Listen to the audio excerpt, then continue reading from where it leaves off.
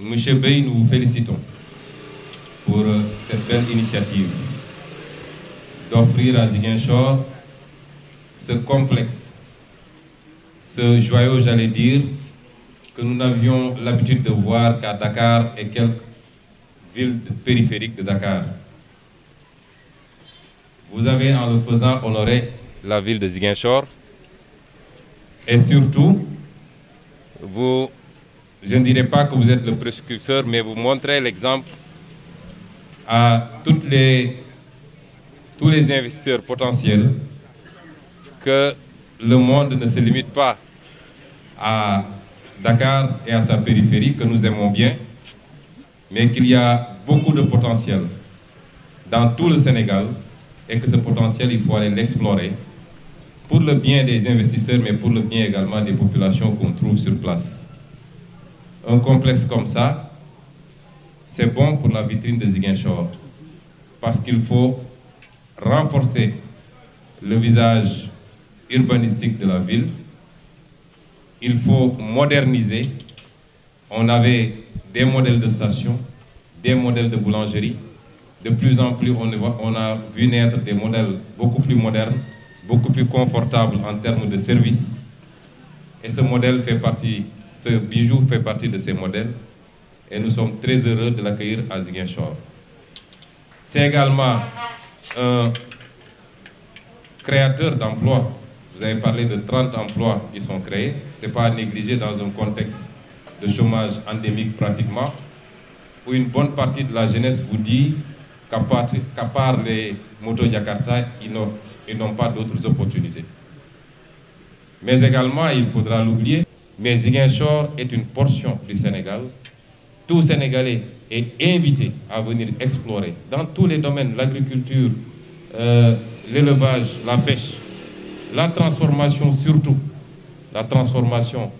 Il n'est pas normal qu'on exporte 80 000 tonnes de noix d'anacarde brute qui auraient pu nous valoir des centaines de milliards si c'était transformé localement. Il faut que les Sénégalais s'intéressent à cela et viennent investir. Je n'ai donné qu'un exemple. Et dire également que nous, en termes de municipalité, nous sommes inscrits dans cela. C'est pourquoi nous avons lancé le programme d'économie sociale et solidaire qui doit être complémentaire aux efforts de l'État central qui a un certain nombre de projets ambitieux et importants, parmi lesquels je peux citer l'Agropole Sud. Mais ce projet n'aura d'importance que lorsque, en amont, nous aurions organisé les producteurs à la base pour pouvoir produire et livrer à cet important dispositif pour la transformation des produits. Et je terminerai par lancer un appel.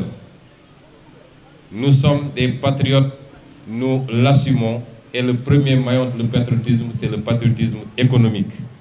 J'ai tendance à dire aux Sénégalais, tout ce qu'on peut faire par nous-mêmes et tout ce que propose un Sénégalais, je préférerais l'acheter plutôt que d'aller acheter chez l'étranger, parce que vous achetez chez l'étranger, ça sort du pays. Quand vous achetez, personnellement, quand j'ai été élu député en 2017, j'ai refusé de prendre la dotation de carburant d'une firme étrangère et j'ai exigé qu'on me donne du carburant d'une entreprise sénégalaise. C'est après beaucoup de tractations qu'on a fini par me donner des bons de Elton. Je suis le seul à l'Assemblée qui ait des bons Elton. Mais je ne l'ai pas fait pour simplement défier.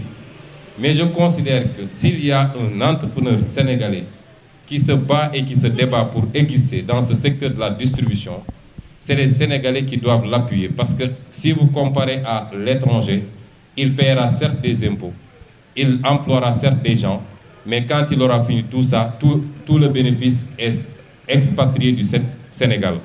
Or, l'entrepreneur sénégalais, s'il est patriote, il réinvestit au Sénégal, soit dans le même domaine, soit dans d'autres domaines. Et si on veut avoir un secteur privé fort, capable de concurrencer avec les entreprises étrangères, il faut qu'on ait ces réflexes-là d'acheter chez les locaux pour leur permettre d'accroître leur capacité et leur potentiel. C'est extrêmement important et je pense que l'entreprise Omega en fait partie.